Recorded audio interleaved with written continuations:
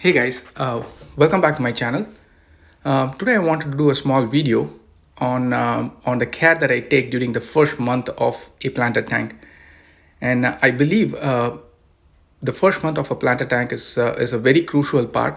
A lot of things happen during the first month, so I wanted to take this opportunity to do a small video on what I actually do during the first month.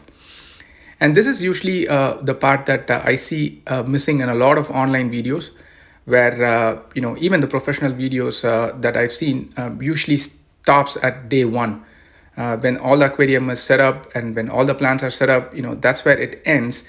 And usually there'll be an update video that tells how the plant looks like on day 30. Between the day 1 and 30 is the crucial part, and I felt that a lot of videos didn't explain that. The goal of this video is to share with you guys what I actually do in the first 30 days of a planted aquarium tank. In general, what I do is pretty much take things slowly. The first month is all about letting the plants settle in the new home. Let the plant get used to the temperature, let the plant get used to the water that we have, and essentially taking things really, really slow. And that is very crucial to avoid the algae growth in the first month. And definitely there will be some algae coming out of in the first month, and I'll talk about that towards the end of the video. But the goal is to actually control them. The photosynthesis is the most important part of a planted aquarium, and the goal of us is to actually maximize the rate of photosynthesis. The plant themselves cannot control the photosynthesis, so it's up to us by adjusting all the parameters so that the photosynthesis rate is maximum. The photosynthesis depends on four important parameters, light being the most important one, CO2. Photosynthesis also depends on micro and macronutrients, and finally, the temperature plays an important role in the photosynthesis. Light is the most important component in the photosynthesis. However, during the first month, I usually keep the light around 5 to 6 hours in order to avoid the algae growth. And the other thing that I also do during the first month is to split the light in 3 to 3. What that means is I'll have 3 hours of light in the morning, then have a break for 2 hours, and then another 3 hours of light in the evening. And the reason I do this is because plants can start the photosynthesis right after the light is turned on. However, the algae needs more time before they can start the photosynthesis. So by splitting this, it enables the plants to grow, but it will somehow deter the algae from growing in. It is not possible to totally eliminate the algae during the first month.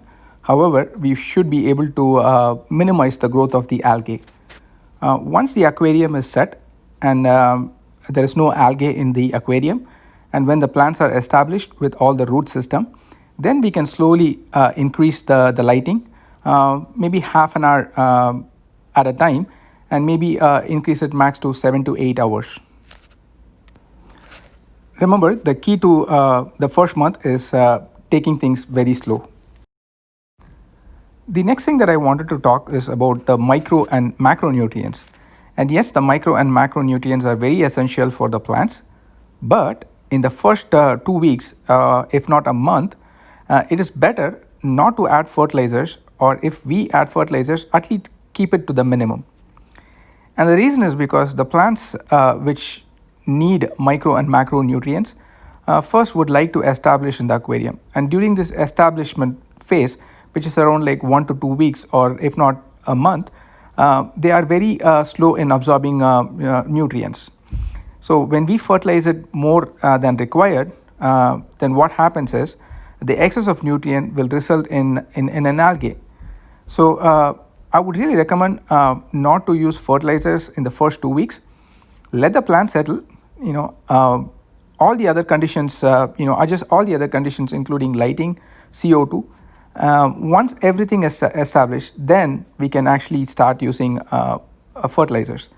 The another thing to consider is to use tap water instead of RO water, because tap water has a lot of micronutrients which otherwise might not be available. So consider using a tap water instead of an RO water. In some areas, the tap water might be really hard, which might not be suitable for the plants. In that case, probably you may have to use the RO water. But if everything is good, always consider using a tap water.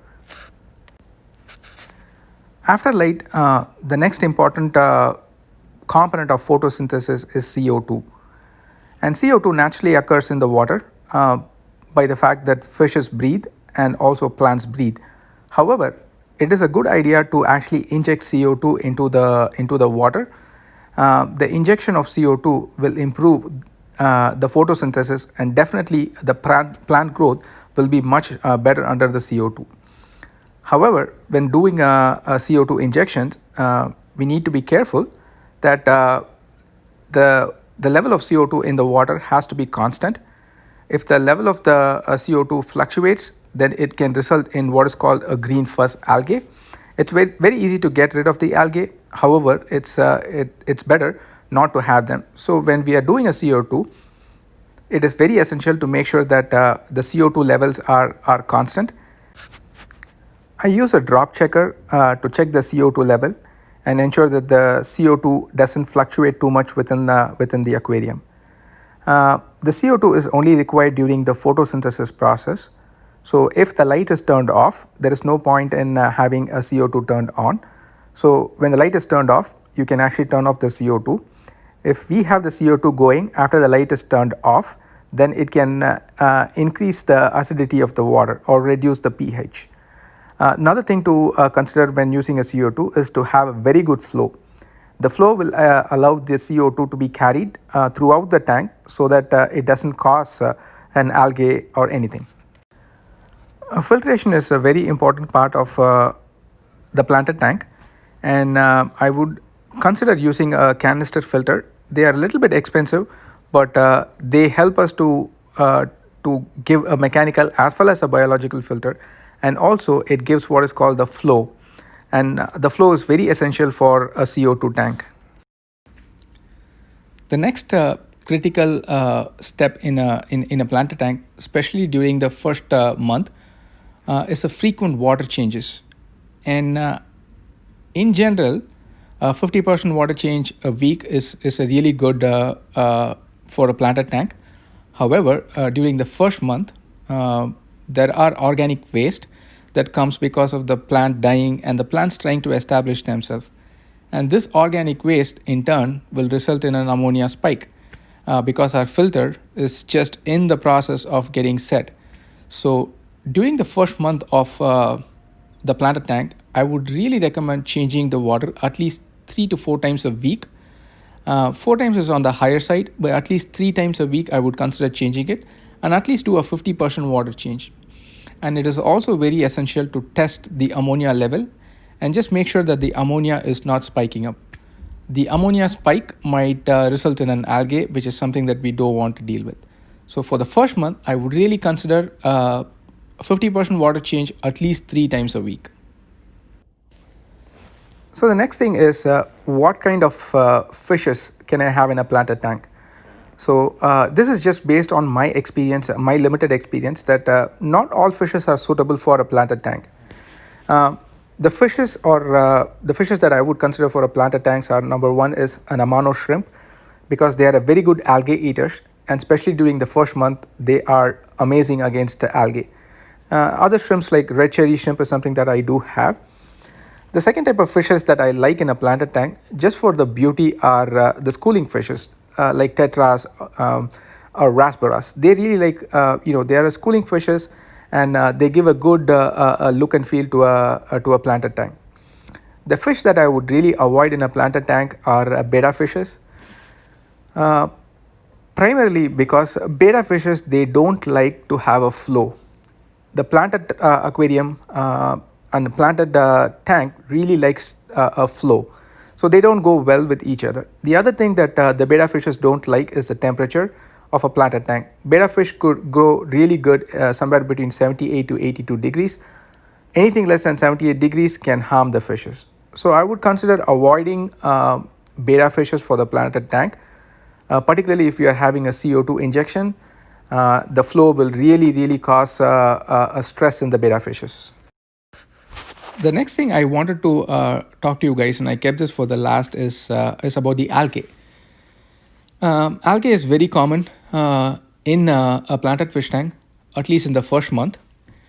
For someone like me who's just not a professional, or I consider myself as an amateur, I cannot eliminate the algae in the first month. I've done like 6 or 7 planted tank, and algae always comes in. So the first month, I always run into algae situation. But one of the things I try not to do is to add any chemicals. I let the ecosystem take care of the algae. It's a little bit of a difficult process, and it's a little bit of a longer process, but I always think it's the right thing to do. One of the things to keep in mind when having an algae situation is to identify the type of algae and then take the corrective actions. And in this particular aquarium, I ran into what is called a green fuzz algae. And the green fuzz algae is caused by the CO2 fluctuations. And once I identify the type of algae, then once I made sure that the fluctuations is not too much, then I can see that the algae are slowly disappearing. So the first thing is to identify what type of algae we have, and then take the corrective action based on that. If we are changing the water level 50% every other day, and we are still seeing the algae, it means that the algae doesn't depend on nutrient. There's something else. So it's better to identify what type of algae it is, and then corrective action based on the type of algae.